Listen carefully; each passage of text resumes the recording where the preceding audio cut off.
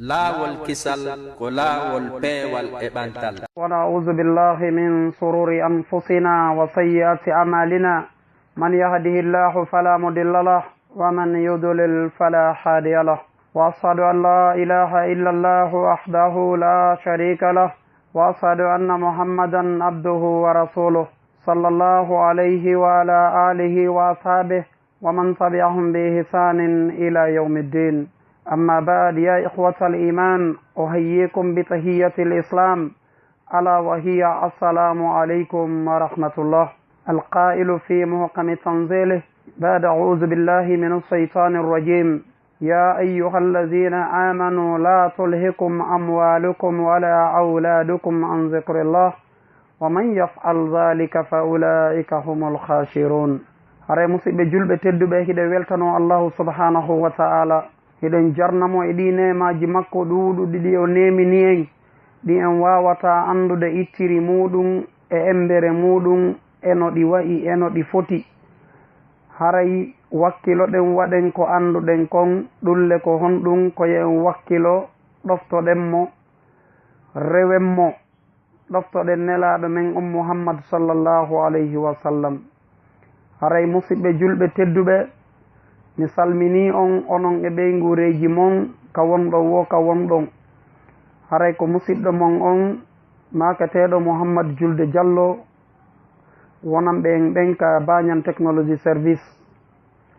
haray ko teddugal e moɗon, ko tooli moɗon e o radio men ɗo. haray hiɗon geeli ko radio fotten golle wonɗen e jentade fewdo ɗo Sunday.9. o radio men ɗo ko radio mo tawata himo wondi e golle moƴƴe, golle nafayɗe, golle wonɗe e wallitade diina kan. haray ko teddugal e moɗon musidɓe julɓe tedduɓe, ɓeɗo ñande o ñande hiɓe mari programme ji islam. haray wano hande kadi e alarba on ɗo e 11h, haray sakka alarba ɗum ɗo hino woodi bi isnillah. haray ko eɗen hani weltanade ɓe jarnen ɓe toroɗen allahu subhanahu wa ta'ala on yo weltanoɓe. haray en torike allahu subhanahu wa ta'ala on yo weltanoɓe, yo ittanɓe andeji maɓɓe ɗin, yo okkorɓe kala ko nafata ɓe adna e lahira, o waɗana en enen kadi ɗum ɗo ka wonɗe wo ka wonɗe. haray toujours hiɗen andintina musidɓe julɓe tedduɓe, mo wallama si o walli walluɗo ɗum on haray o moƴƴini. wattane yila e o radio, wallitoɗen o radio, eɓɓanen no o radio avancira. ko honno ɗum gerdete ko sport ji mon ɗin, haajuji mon ɗin, kala ko anduɗon ɗum ɗo koko gollete e radio, wakkile adda non en ka radio ɗo. si on addi ka radio ga, ɓe sattinanta on, ɓe tampinta on, ɓe soñjata on. haray ɓe wallitoto on moƴƴa e ko seenorɗon kon ɓay. haray hiɓe yeliyo on seeno, hiɓe toriyo on seeno, hiɓe faalayo on seeno, hiɓe eɓɓani kadi seenanɗe monɗe. haray musidɓe julɓe tedduɓe, wallitoɗen o radio moƴƴano avancira. haray si ɗum ɗon feƴƴi, karmakoɓe men ɓen cheikh mahfouz ba, hiɓe salmina on, hiɓe lamdo siɗon e jaam onon e ɓe gureji mon. hande newaki seenagol maɓɓe ngol, haray ko ɗum waɗi miɗo lontiɓe ɗo. haray wona yo on seytin, ko yo on andu ko lontiɗo woni e lontade hande. haray musidɓe julɓe tedduɓe, ha joni ko koko wonnoɗen e yewtude fi jantagol inde allah. nde ñande yontere hande karmokoɓe men ɓen ɓe holli en valeur jantagol inde allah. wakkiloɗen waɗen ɗum, wakkiloɗen moƴƴinen ɗum, wakkiloɗen newnen ɗum, wakkiloɗen daren no ɗum wonira e no ɗum marsira. jantagol men inde allah ngol si ɗum moƴƴiri en, aduna men on moƴƴay, lahara men on moƴƴa. allahu subhanahu wa ta'ala on o daalani en e nokkeli 14 ka alqur'ana makko fi jantagol inde allah. o fuɗɗori ɗum ka suratul ma'ida ka aya 91 sengo ɗerol 123.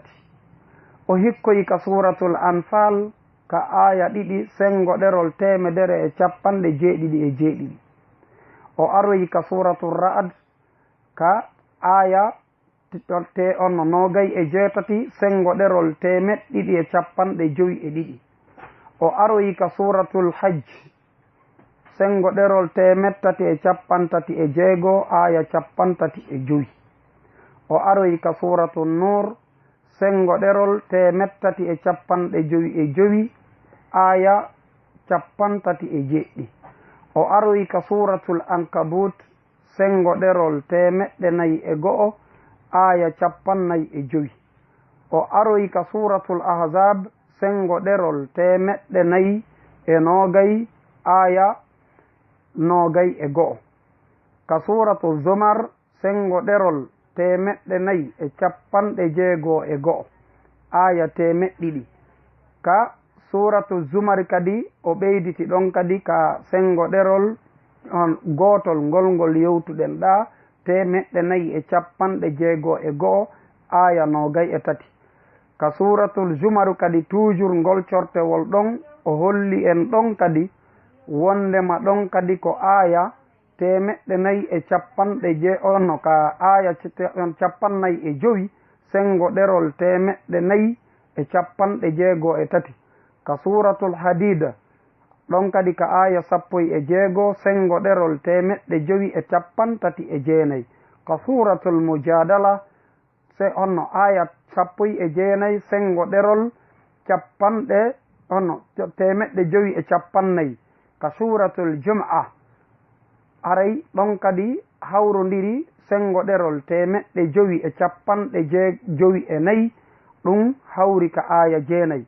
e o aya mo jannguɗen joni ka ko yewtuɗen ɗo ka udditugol yewtere meɗen ka suratul munafiqun aya 555. ko ɗum ɗo woni ko ɓangi e muɗum wondema ɗeɗo ayeje si on jangiɗe o yi'ay no windi toon zikrullah jantagol inde Allah musidɓe julɓe tedduɓe. si hunde nden waɗama ka alqur'an haray holli koye a jangu faama ma janneɗa faama gollitira hewta ko ma goɗɗo goo sottanama ma sokanama ma humoɗa goɗɗo fiya a janto inde Allah. ko ɗum waɗi haray musidɓe julɓe tedduɓe wakkiloɗen jantoɗen inde Allah. en yewtata ɗo non yo yimɓe ɓen janto inde Allah ronken yewtude ɓe ko honto ɓe tawoyta ko jantete inde Allah kon ka windi. defte askar ɗen no ɗuuɗi wano deftere hisnul muslim nden ɗon hinde mooɓidiri jantareji ɗuuɗuɗi no woodiri non kadi defte go'o.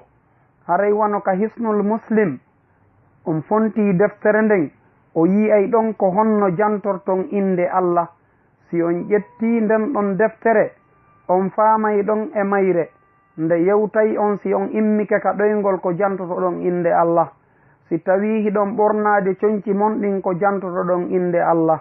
coñcol ngol si ko kesol ko jantotoɗon inde Allah. coñcol ngol si tawi ko kingol ko jantotoɗon inde Allah. ko maako ton si hiɗon wallinde coñci mon ɗin si hiɗon naatoyde ka hurgo ko jantotoɗon inde Allah. si ɗon yaltude ka hurgo ko jantotoɗon inde Allah. si tawi hiɗon salligade ko jantotoɗon inde Allah. ko jantotoɗon inde Allah si on gayni salligade.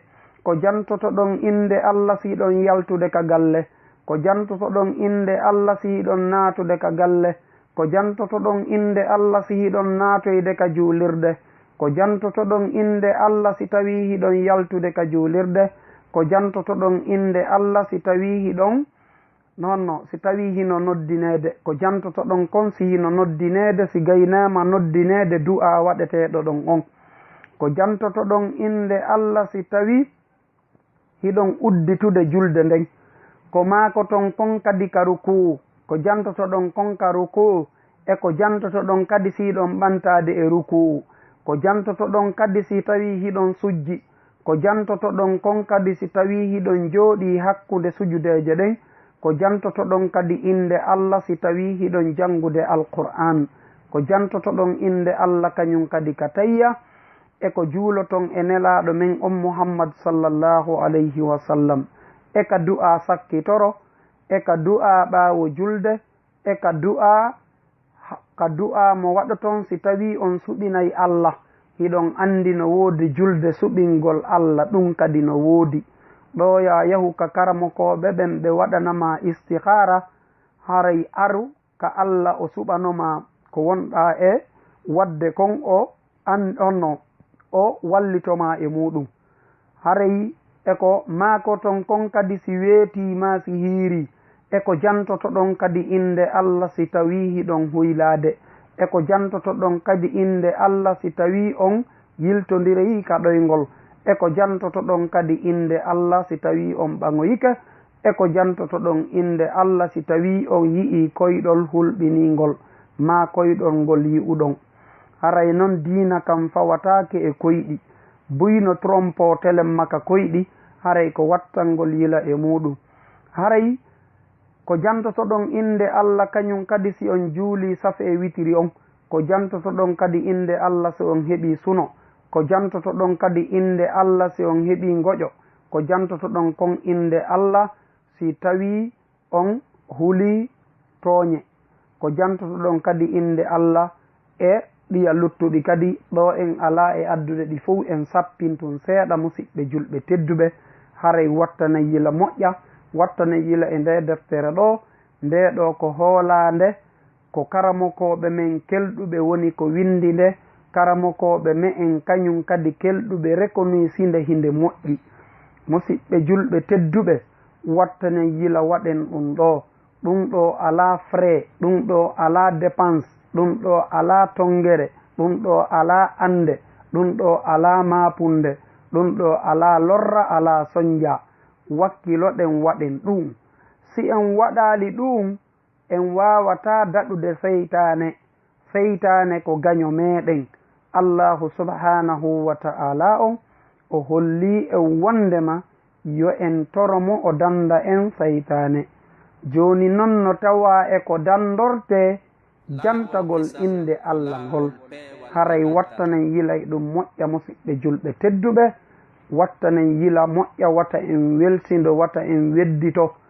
eto ɗen kañum kadi jokken eto ɗen kañum kadi ɓeygure men nden jokka ɓeygureji men ɗin kala wawɗo wadde eto ɗen tindinen mo jannen mo diina kan o wakkilo o waɗa si tawi o wawata wadde waɗanen mo haray karamoko ɓen no makiri noon haray musidɓe julɓe tedduɓe wakkilo ɗen moƴƴa e ka diina meɗen eto ɗen wattanen yila eto ɗen wattanen yila diina l'islamu kan addiraka e meɗen sonjugol en koka addirana en ko ittangol en sonja ka ittana en lorra ka ittana en tampere ka ittana en lette ka ittana en konnagu ka ittana en sonjaji ɗin fof ka addana en naforeji ɗin fof si tawno harano ka diina l'islamu ko sonjayno en yi'ayno ɗum nder ton kono ala e diina l'islamu kan ko sonjata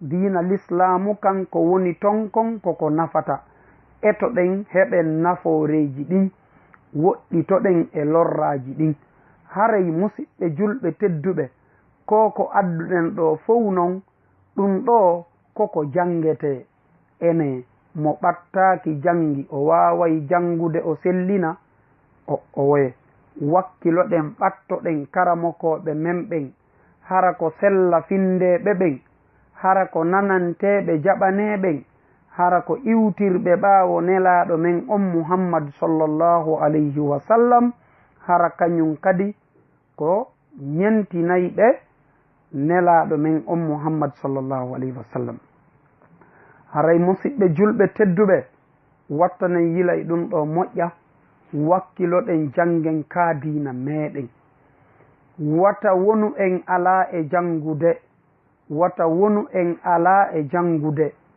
jangugol diina mum kam faama ko ɗum ɗon moƴƴinanta neɗɗo julɗo on aduna makko on ko ɗum kadi moƴƴinantamo laahara makko on si ɗum ɗon mankirimo o perday ka aduna makko ɗo o perdoya kadi ka laahara makko yo Allah dandu en yo Allah newnan en moƴƴereji ɗin fof o danda en perdugol perdina haray musidɓe julɓe tedduɓe wakkiloɗen no andiren Allahu subhanahu wa ta'ala mo andi Allah o rewimo haray gurdam makko ɗam moƴƴi si ɗum manki haray o lorrike haray musidɓe julɓe tedduɓe wakkiloɗen moƴƴa hara en yejjitaali en wedditaaki e ngol jantagol inde Allah.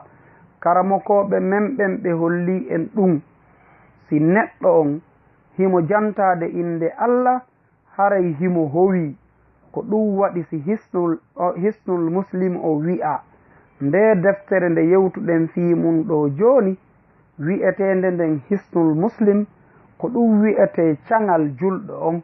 Hiɗon geli hiɗen andi ko wi'ete cange. Ko wi'ete cange koko howa ko dandata ko howa kon nder ton. Haray noon siɗa faala howitade, ɗoya a naatu e talki, ɗoya a naatu e bakanji, ɗoya a naatu e nasele, eto anda ko honno dandirta hoore ma'a, ko honno kañum kadi wawata nafirde hoore ma'a. A wawata daɗude gaño on haranano Allahu subhanahu wa ta'ala on wi'irmanon ya eto daɗira. ƴoyre tun nafata angal gandal.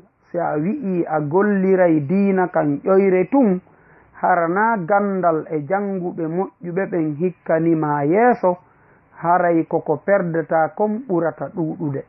Haray wattanen yila moƴƴa musidɓe julɓe tedduɓe, ekkitoɗen faamugol diina men kan, etoɗen no daɗiren, etoɗen no daɗiren.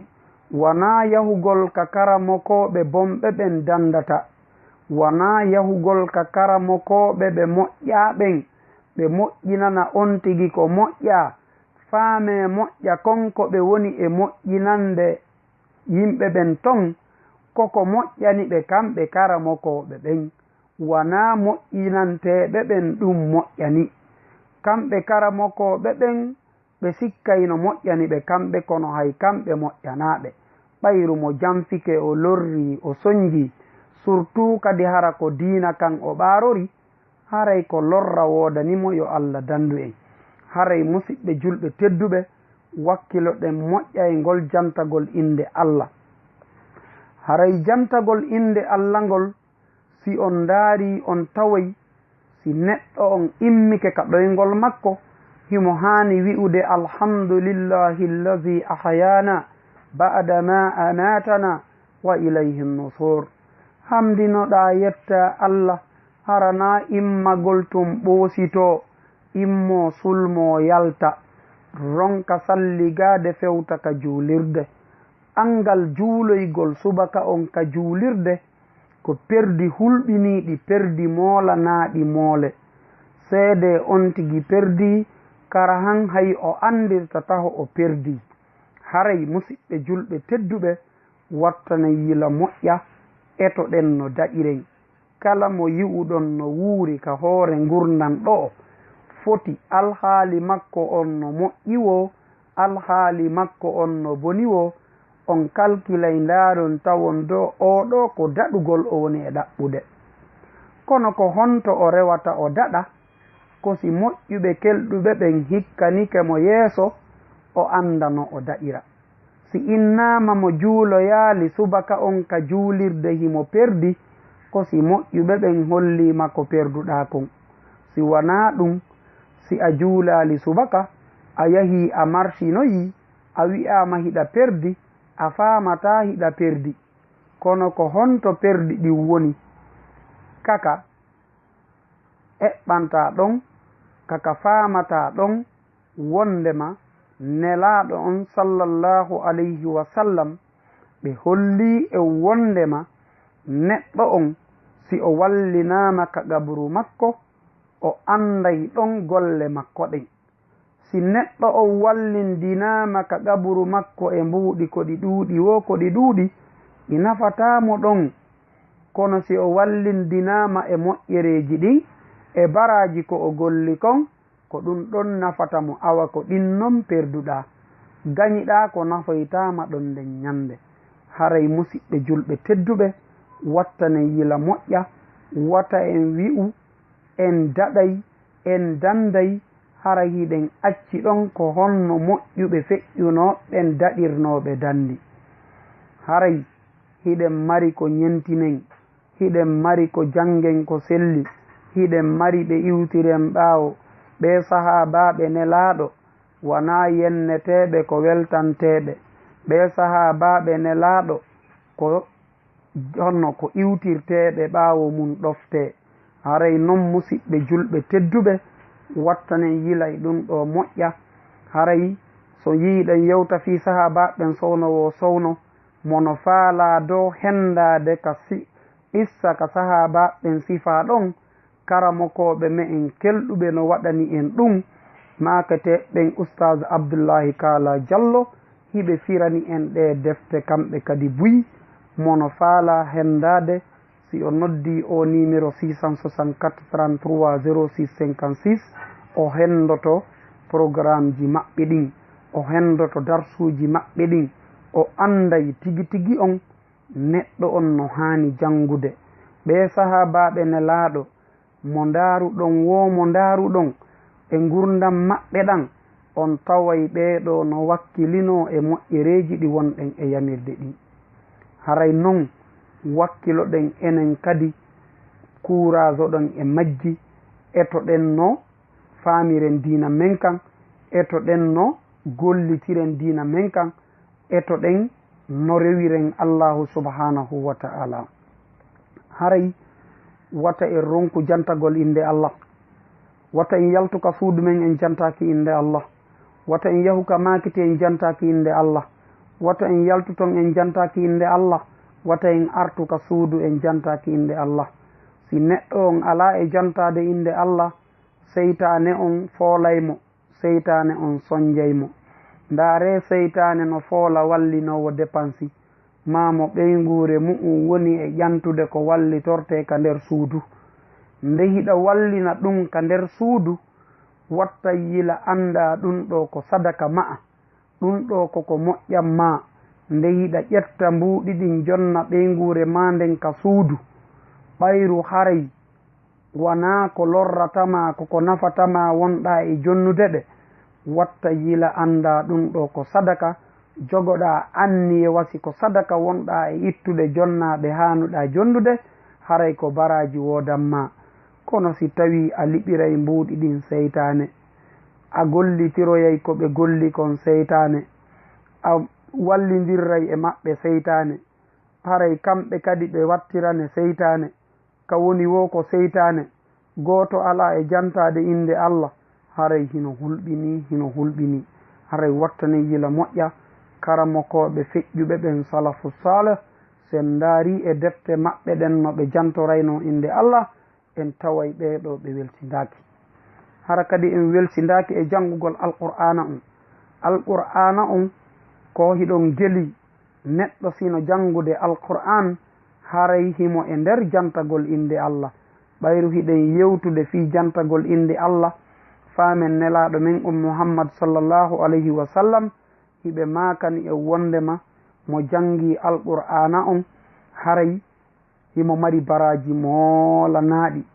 ɗon geli nokku kaɓe maaki wondema si a jangi alqur'ana on, sa wi'i alif lam mim, ɗum ɗo wona fof hawtidirte wi'ete ko harfu goto yoɓeteɗa ɗon, kono alifu on ko hal feere, laamu on ko hal feere, mimu on kadi ko hal feere. haray ɗo o kala hal feere nde janguɗa ɗo hiɗa mari baraji ɗuɗuɗi. haray musidɓe julɓe tedduɓe wakkiloɗen moƴƴa ta en welsido, wata en weddito. haray noon musidɓe julɓe tedduɓe wono gelorɗon noon ko radio fotten golle wonɗen e jentade e konngol karamokojo mo on, e konngol talibajo mo on, e lontagol karamokoɓe mo on. haray inde nen ko Mouhammadou Julde Diallo, haray Banyan Technology Service.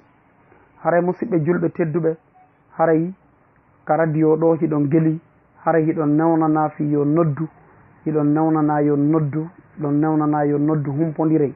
haray numéro ji ɗi noddoton ɗi ko 657 sande 664 87 49 58. haray musidɓe julɓe tedduɓe wata on weddito e oɗo radio, wata on weddito e jantagol inde Allah. haray musidɓe julɓe tedduɓe wakkiloɗen no faamiren ka dina meɗen.